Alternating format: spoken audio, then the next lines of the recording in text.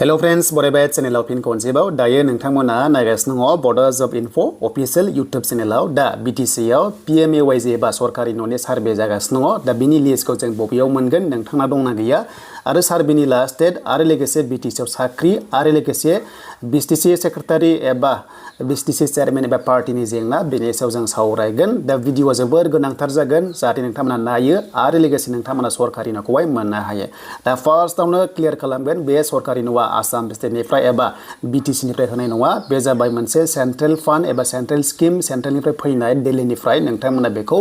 बयबो मोननांगौ नाथाय मोनसे एलिजिबिलिटि क्राइटेरिया गोरोबनांगोन होमबासो मोननो हागोन आरो जुदि साख्रिफोर दङबा गिदिर गिदिर न' दंखायोबा थ' बावहाय मोननाय नङा जुदि सिम्पल पाक्का न' थायोबा मोनो नाथायबा गोबां गिदिर गिदिर न' थायोना बा बिजनेसमेन बा गारि गुरा दङ थ' बिथांमोना माने मोननो हाया माखासे गाइडलाइन्स दङ आरो दा जियानो जा जों बेखौ सावरायगोन भिडिअनि गेजेरजों दा भिडिअ नायजोब हानायसेबां शेयार खालामना हो बयबो रायजो राजाफ्रा भिडिअ नुयो आरो लोगोसे बुजिनानै थालांदोंबा जाहाथे अपसनखौ मोनो आरो मा अपसन दङ आं बेखौ नोंथांमोननो फोरमायगासिनो दङ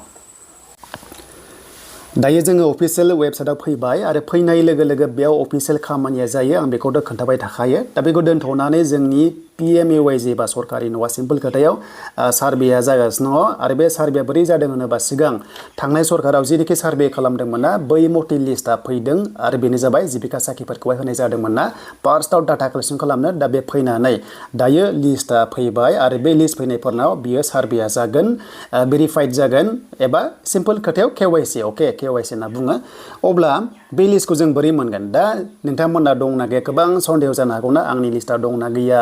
बा नोंथांमोना हमना ला थगायजानोबो हागौ गैया होननानै मानोना गामि लेभेलाव जोंनि गामि लेभेलाव ओनसोलाव दासिमबो पार्टीनि गोबां जेंना सोमजिबाय थायो पार्टी लाना पार्टी हाबलाया नायलाया एबा बे उमुगनि ABCD पार्टी होननानै ABCD पार्टी एबा XYZ होननानै माने इगनर खालामलायो बा नासयलायो थ' बे टटेलि बिदि जानाङा माने बे न'आ गासैबो मोननांगौ बुंखादों BTCनि जिनोखि लिडार बिबान मोननायफोरा बुंदों जे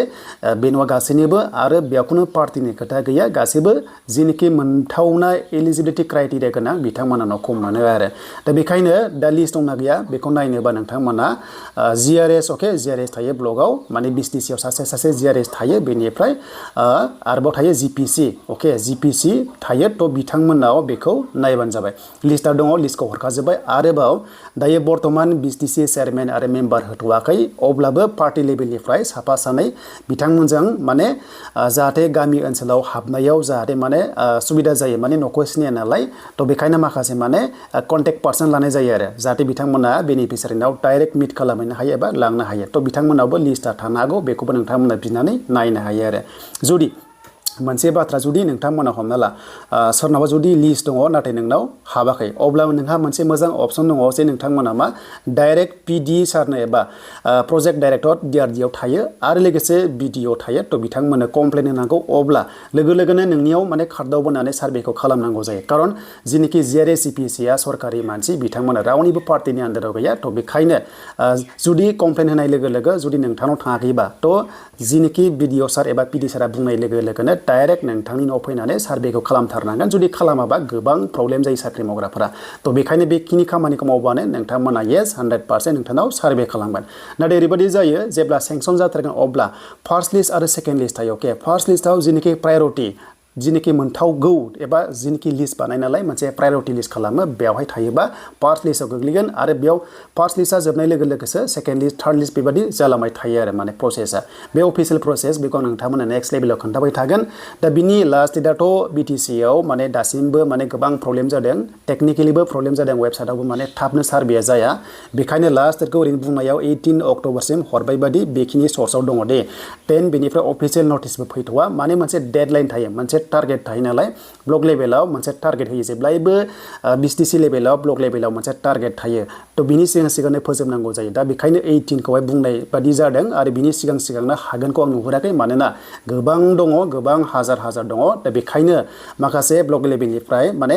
लेभेलनिफ्राय मेन पावार लागायनाय जादों जेरै मण्डलफोरखौबो लागायबाय SRLM केडार्सफोरखौ लागायबाय ब्लकनिफ्राय थाबावबाय आरो लोगोसे फोरोंगिरिफोरखौबो लागायबावनो हागौ आरो रिसेन्टलि अर्डार फैबाय जेनोखि VCDC सेक्रेटारिफोर मोनदोंमोन बिथांमोनखौबो दायो एसाइन खालामबाय बिथांमोनखौ ट्रेनिं होसिगोन न' सार्भेनि थाखाय दा बेखिनि आरो दा नोंथांमोना जुदि थालांदोंबा जाहाथे पिडि सार डाइरेक्ट पिडि सार आरो बिडिअ सारजों नोंथांमोना कन्टेक्ट खालामबानो जेनोखि थालांदों अब्ला नोंथांमोनाव सार्भेया 100% खालामथारनांगोन। दा बेखिनि आरो सार्भे खालामनायाव नांगौ जानाय डकुमेन्ट्स जाबाय नोंथांमोनखौ फार्स्टआवनो आधार कार्ड बेखौ नांथारगोन बेंक पासबुकआ मोनसे अपसनेल उनाव होबाबो जायो बाट दानो होखाबा मोजां आरो लोगोसे आइ ब्लिंक खालामगोन बावहाय भेरिफिकेसन खालामनानै लोगो अन द स्पट साक्सेस खालामगोन। अके दा बेखिनि आरो देन बेनिफ्राय बेनो न'आ एसे 1 बोसोरनि गेजेराव फैनो हागौ 2026 नि सिगांनो फैनो हागौ।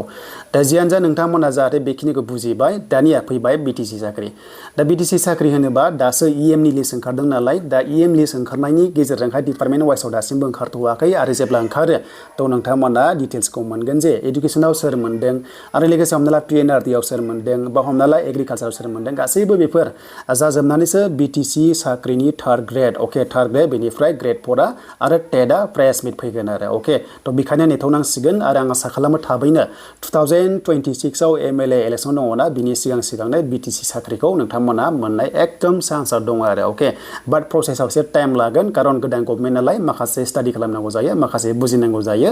प्रसेसखौहाय बेखायनो एसे टाइम लागोन बाट 100% नोंथांमोना माने साख्रिखौहाय मोनहैफिनगोन नेक्स्ट लेभेलाव आरो बेखायनो गोसो बायनाङा जायफ्रानोखि स्टुडेन्टस लेभेलाव दङ नोंथांमोना गोसो बायनाङा जास्ट फरायबाय था प्रेक्टिस खालामबाय था आरो गोदान साख्रि